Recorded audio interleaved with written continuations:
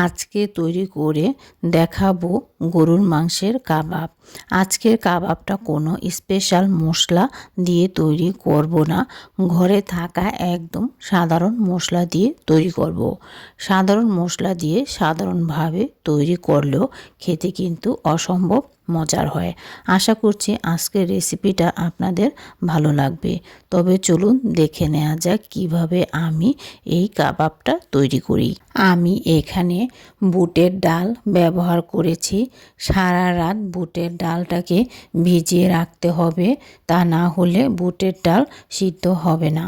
এরপর আমি মশলাগুলোকে রেডি করেছি। মশলার মধ্যে রয়েছে হলুদের গুঁড়া, মরিচের গুঁড়া, ধনিয়া গুঁড়া, জিরা গুঁড়া, আদা বাটা, এলাচ, দারুচিনি, লং, পেঁয়াজ কুচি, কাঁচামরিচ কুচি, সাথে আমি ব্যবহার করেছি শুকনো মরিচ।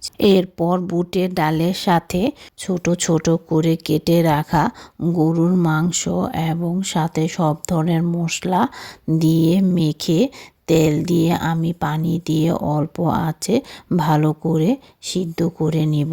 যখন সিদ্ধ হয়ে যাবে তখন একদম শুকিয়ে ফেলতে হবে, যাতে করে কোনো পানি না থাকে, শুকিয়ে যাতে তেলটা উপরে উঠে যায়। এরপরে ঠান্ডা করে ব্লেন্ডার জারে আমি এগুলোকে ব্লেন্ড করে নিব। চাইলে আপনি পাটায়ও বেটে নিতে পারেন, যার যেভাবে সুবিধা ঠিক সেইভাবেই করে নেবেন। কিন্তু ব্লেন্ডার জার ব্যবহার করার আগে অবশ্যই ঠান্ডা করে নেবেন, তা না হলে ব্লেন্ডার নষ্ট হয়ে যেতে পারে। ব্লেন্ড করা মিশ্রণের মধ্যে আমি ছোট ছোট করে কেটে ধনিয়া পাতা এবং কাঁচামরিচ ব্যবহার করেছি। এখানে আমি আর পেঁয়াজ ব্যবহার করছি না। পেঁয়াজ ব্যবহার করলে অনেক সময় তেলের মধ্যে দেওয়ার সাথে সাথে ছুটে যায়। আর আমি এখানে একটি ডিম ব্যবহার করছি। অবশ্যই চেষ্টা করবেন একটি ডিম ব্যবহার করতে, এতে করে মিশ্রণটাকে আটকে রাখে আর ছুটে যাওয়ার সম্ভাবনা একদমই থাকে না।